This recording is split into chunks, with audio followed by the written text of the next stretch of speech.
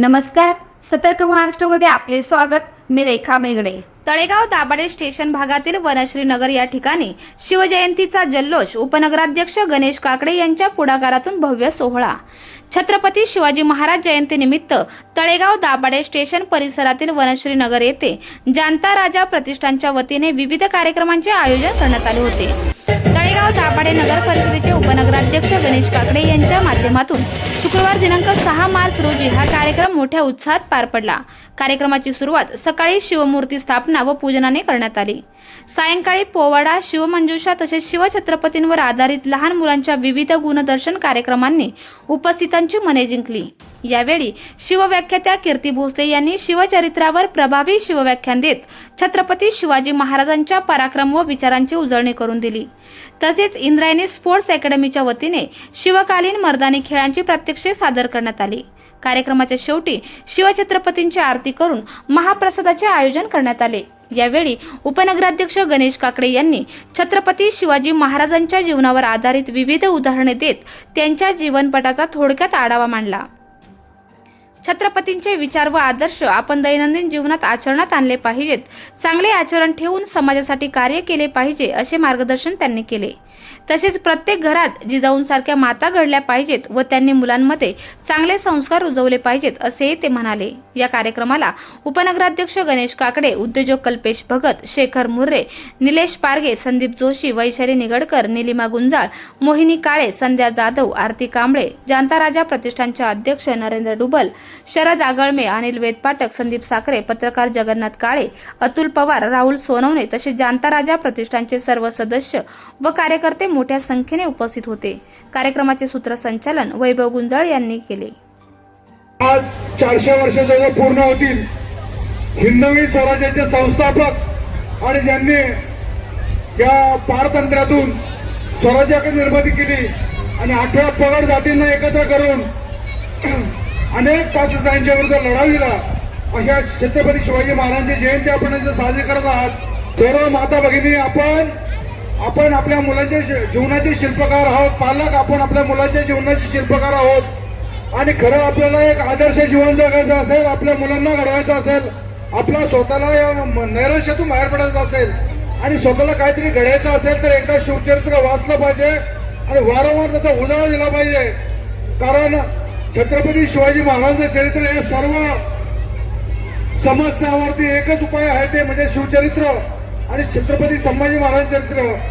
कारण यांचं चरित्र अद्वितीय असे चरित्र आहे. ते शब्दामध्ये आणि 5 आणि 10 मिनिटांमध्ये त्यांचा उलगडा करणं शक्य नाही. आमची भगिनी कीर्तीताई भोसलेंनी आपल्याला सर्वांना शिवचरित्राची इथं ओळख करून दिली असेल, त्यातले काही प्रसंग सांगितले असतील. शिवाजी महाराजांच्या जीवनातला कुठल्या प्रसंगावर बोलावं आणि किती बोलावं हे सुचत नाही. कारण महाराजांचं उन्हेपूर्ण जीवन 50 वर्षाचं आणि 50 वर्षाच्या जीवनामध्ये एक माणूस काय करू शकतो. कारण आपण 50 वर्षामध्ये काय करतो आणि महाराजांनी 50 वर्षामध्ये इतिहास घडवलाय आणि तो इतिहास घडवल्यामुळे आपण आज 400 वर्षानंतर सुद्धा तो इतिहास वाचतो.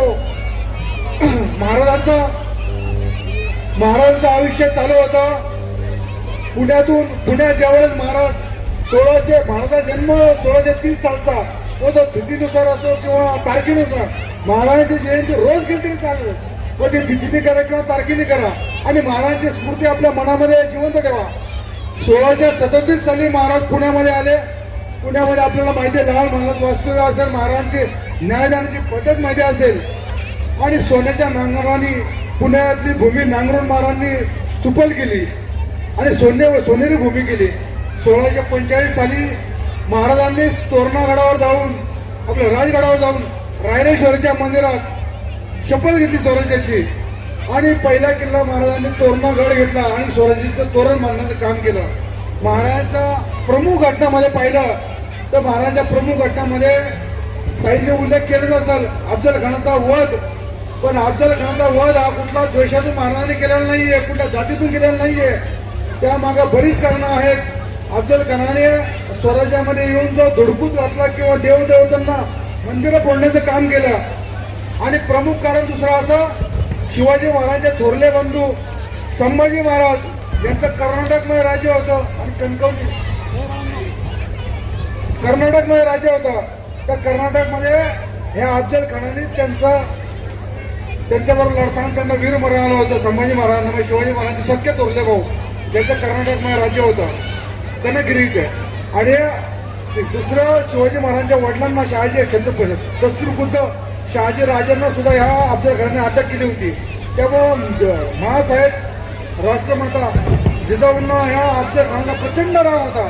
आणि त्या दुसरी गोष्ट परत स्वराज्य नासधूस केली. म्हणून महासाहेबांची इच्छा होती काही करा पण ह्या राक्षसाचा नायनाट करा. मातीच्या इच्छा खातर शिवाजी महाराज मातृभक्त होते. मातीच्या इच्छा खातर त्यांनी वर्षभर प्लॅनिंग करून अफजल खानाचा खात्मा केला. त्यामुळे त्यांना बऱ्याच लोकांनी मदत केली असेल. मग जेव्हा महाल असेल, संभाजी कावजा असतील, बरेच असतील, नेताजी पालकर असतील, बरेच युद्ध असतील, बरेच त्यांनी मदत केली.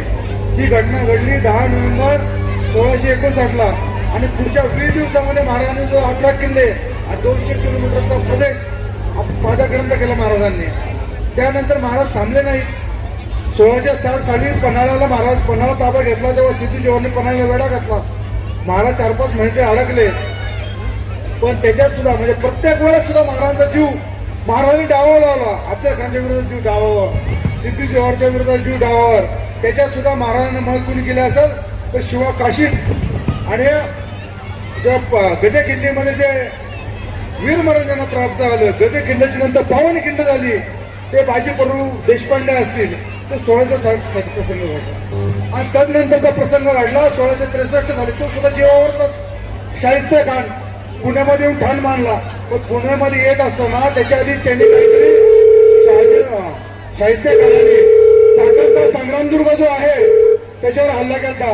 आणि संग्रामदुर्गावर हल्ला करत असताना तिथले किल्लेदार फिरंगोजी नरसाळे यांनी जवळजवळ 55 दिवस शाहिस्ते खानाला झुंजवलं.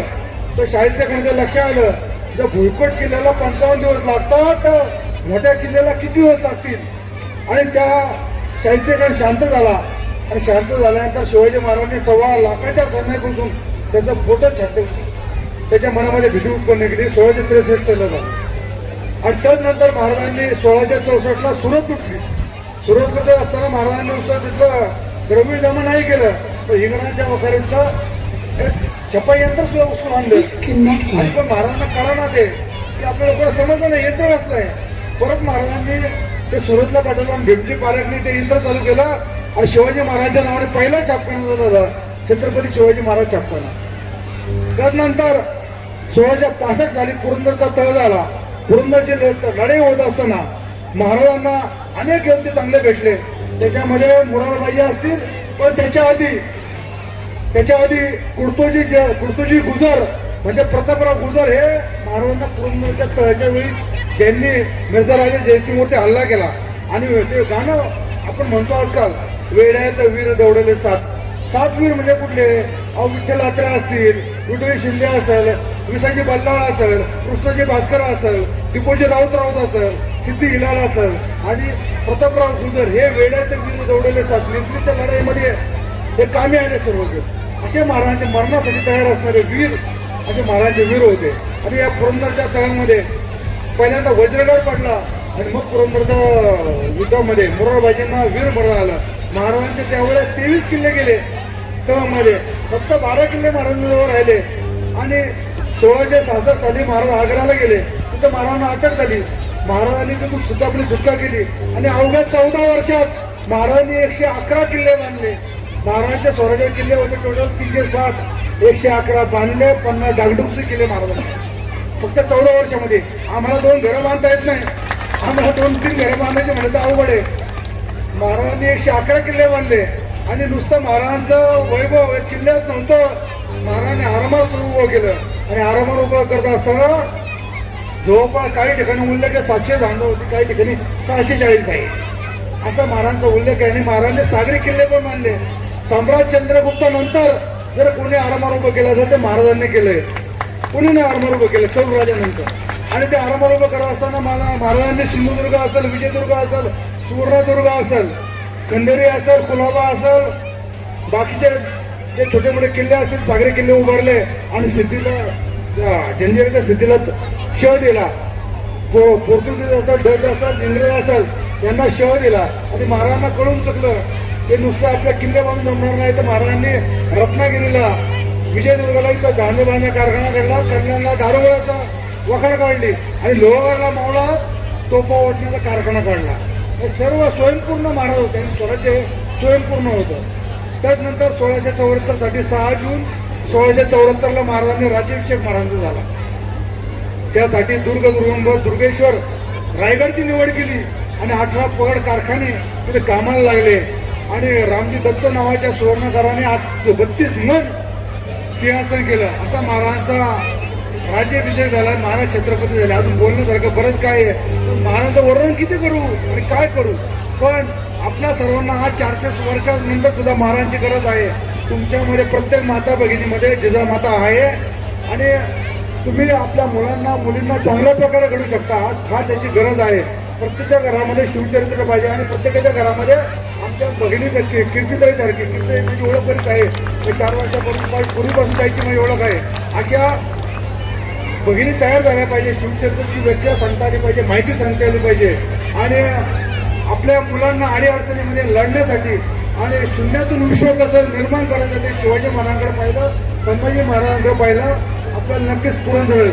एक देवाचा फोटो घरात कमी करा पण महाराजांची मूर्ती ठेवा आणि महाराजांच्या मूर्तीला रोज स्मरण करा. असा हा हर हर महादेवांचा शिवशंभूंचा अवतार छत्रपती शिवाजी महाराज अवघ्या 50 वर्षामध्ये इतिहास निर्माण केला. त्याच्याबद्दल मी काय बोलणार. मी अखेरचा सर्वांना शिवजयंती शुभेच्छा व्यक्त करतो. जय महाराष्ट्र. आपल्या परिसरातील ताज्या घडामोडी पाहण्यासाठी सतर्क महाराष्ट्र या चॅनलला लाईक, शेअर आणि सबस्क्राईब करायला विसरू नका. संपूर्ण महाराष्ट्रात प्रतिनिधी नेमणूक चालू आहे.